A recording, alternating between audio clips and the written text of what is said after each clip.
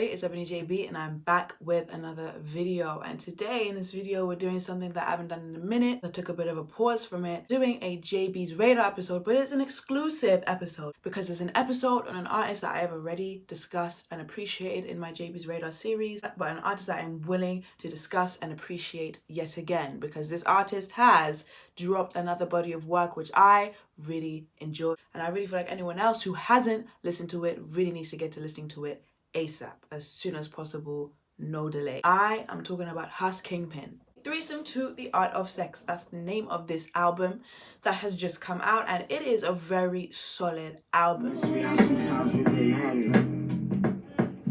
In your sleep, tell the stories of your disparities. I hope your grief was brief. The whispers in your sleep tell you something of your disparities, bro. The flow. Always. And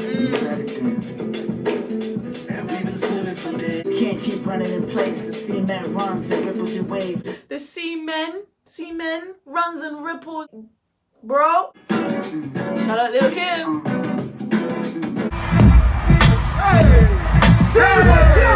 Fly, got me so high, some decent at times. What's the secret inside? He white, burgundy mics, flow type. She was the earth wife, breast sitting her show nice. The flow, the flow. Ain't good for me. Okay, let's go. Whenever Hus gets tracks, I can't lie, the production is always so smooth, so slick, great production. On my tent, left a fall print, avocado crisp. Remember what a voice sound like? It was a choice around life.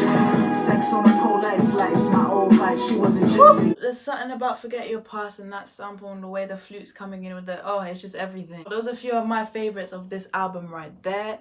Let's get into discussing. This guy is a really smooth lyricist. He has a really great rapping tone, and ever since I have become aware of his presence in the music industry, I have really grown fond of his music and his style and his art. My first JB's Radar episode was really me talking about mainly his Threesome EP, and here again we're talking about the Threesome EP, but it's sister, you know, it's the second one, Threesome 2. Okay, the general kind of statement that I have for it is that it gives you that thuggish, smooth, it gives you thuggish, smooth, romantic vibes, just like his predecessor, you know, the Threesome 1 EP had that smooth, gutterish aspect to love stories.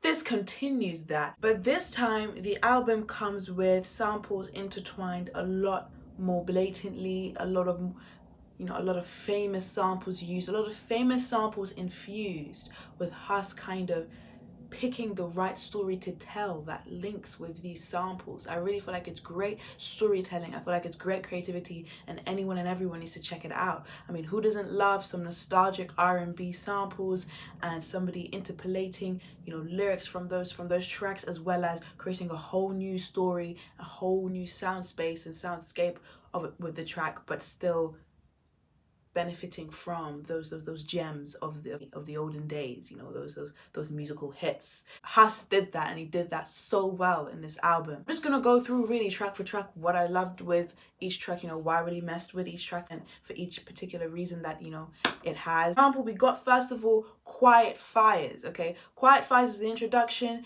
It definitely does feel like a quiet fire because it's calm, but it's not too tame. There's still a bit of something there bubbling in the way that Hus is delivering his lyrics. Still a bit of edginess, still a bit of darkness, but still chill. So it's like it's preparing you, just introducing you gently, slightly into the vibe of the album. Is why I really like it. I feel like it is a solid intro track. Moving on to Tell Me, is really got a light storytelling from Hus right there. Not too intense in the storytelling, nice and light, nice and simple, over of course the famous Groove Theory Tell Me sample. For me, the main win for this track is that he's put light storytelling on top of a light R&B smooth sample.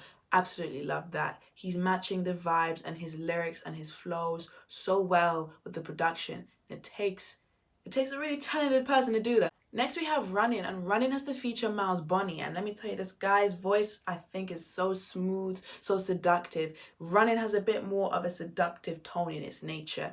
The production has a drum set, a beat that is a bit more fast, so the pace of the track feels faster and therefore feels like you're running. It feels like, you know, you're actually generally picking up the pace a bit in the album. And that is matched by Hus's flow. Hus's flow here is a bit more hip, there's a bit more speed, a little bit more speed to it. And the storytelling that he gives, you know, the lyrics and the buzz that he gives matches this notion of not quite settling with one lover or settling with a lover, but she's not quite settling for you though. That's the kind of gist I was getting, that she's a runner, she's a track star. You know, that recent track that's going around, she's not quite the one you would pick to settle down with, but she's a vibe. You're gonna have the time of your life with her. Running is that kind of track. It feels promiscuous, it feels sensual, it feels a bit dark, nighttime activities. That's what it feels like, and I loved it for that. Probably one of my favorites. Next, we have a track called Crush. Of course, it's interpolated, you know, included that Lil' Kim Crush on You track, that famous, you know, hip-hop R&B-esque track as well. Really like that sample there, really solid. And on this track, Hus is even faster than he was in Running.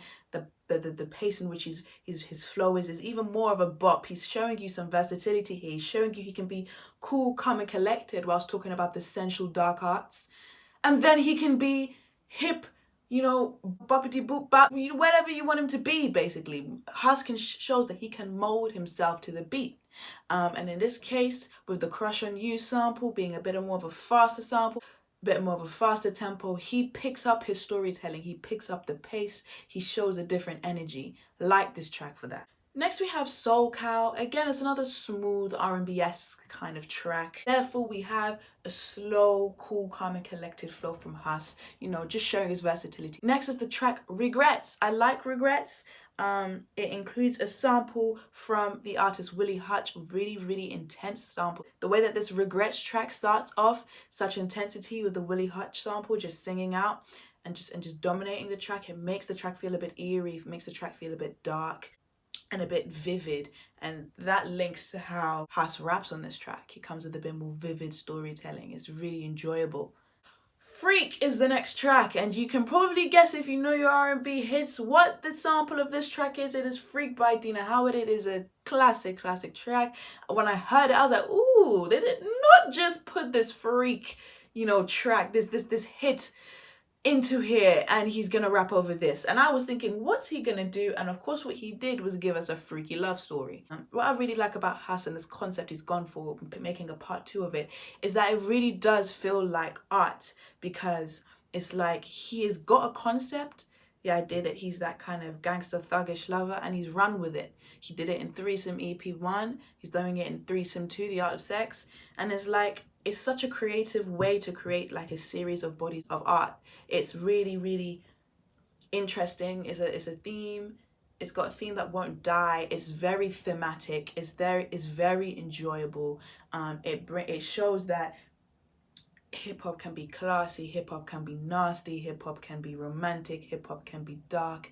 It shows all the elements of hip-hop whilst maintaining a romantic love theme. It's really smart, really great and creative way to create a series of bodies of art. I hope that he creates a part 3. Freak really made me pull back and think, wow, I really like this concept. I like how he's giving me different takes of love. We have the promiscuous woman he's with, we have him being promiscuous, we have him being nasty, doing the dirty in the darkness. We have him not quite being nasty, actually being a bit more romantic, but still a thug. And it just shows you, you know, the versatility of life as well. There's a little bit of a little eye-opener, like, wow, like, you know, there's actually so many people living and experiencing their love stories and their love interests in different ways. So Freak, yeah. Freak is actually, in my eyes, not as freaky as Date Night. Freak starts off quite freaky, but Date Night to me has a really not vulgar, but a really like uncomfortably descriptive way, we'll say, of activities in the nighttime. Yeah. To me though, Date Night is my least favorite track, but that doesn't mean that I like this whole album. So to me, for me saying it's my least favorite track is just me saying something. It's not me saying it's crap or rubbish or whatever. It's just the one I would listen to the least. Finish off with Forget Your Past. Now Forget Your Past, there's some beautiful stuff to it. I absolutely love, the sincerity to it, the nostalgia to it. It's a different, more reflective aspect on loving someone or caring for someone or being there for someone. A bit more raw, a bit more, I show you my flaws, you show me yours, you know. Let's be exposed to one another. Let's be, you know, genuine and open to one another. There's a bit more openness to this track. Every other track had a bit of a mistiness to it, a bit of a, you know, I don't know how to explain it, but a bit of obscurity. Like there was something not quite open about the track, whether it was you're with somebody that's not committed to you, or whether you're not committed to somebody, or whether you can't be committed to somebody because you're just that thuggish guy. It's just like there was something restricting the love each time, and in this track it feels really open, feels really raw, feels really like, wow, he's expressing, you know, that he wants to be down for someone like that. And even the production helps to support this, you know. He has this kind of nostalgic, really positive, outward looking production, because it has like that high flute like melody, which really creates this like idea of reminiscing and nostalgia in my eyes. I feel like whenever that musical technique is applied, it really creates a positive, outward looking, nostalgic track. And I really like how that is the last track of the album, because it's like he's reminiscing, he's being open, he's concluding, just as you are looking back, reminiscing and concluding on the classy, thuggish love album that you just listened to. Great, really wholesome. Threesome 2, The Art of Sex to Me, another great tape from Hus Kingpin that all of you should not hesitate to check out. No delay if you haven't listened to it already. If you have listened to it already, if you are a fan of Hus Kingpin already, shoot some comments down below. Tell me what you think about it. I love to hear what people think about bodies of work. You know, art is really discussive topic, you know, so I want to see how other people take things, how other people hear things. Some people might not like this side of Hus, you know.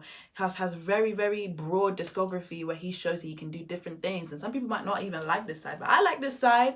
I feel like everyone should really like this side, because just as much as that street gutterish rap is a reality, so is that street gutterish guy who has feelings. That's a reality too, you know what I'm saying? Someone that has feelings, has desires, has wants, has relationships. That's it of my JBs Radar exclusive. Don't forget that if you are creative and you want your work showcased, I'm slowly getting back into JBs Radar now. Shoot your work to jbsradar@gmail.com, and you might just have the chance to be discussed on my channel on the next episode. If I select you to speak about your work on my channel, there is a small fee, and if you're willing to pay that small fee, before you know it, I'm showcasing your art, your work on my channel. If you like this video, don't forget to give it a thumbs up, don't forget to smash the subscribe button down below, and leave a comment down below of your thoughts. Thank you for watching. I'll see you guys all next time.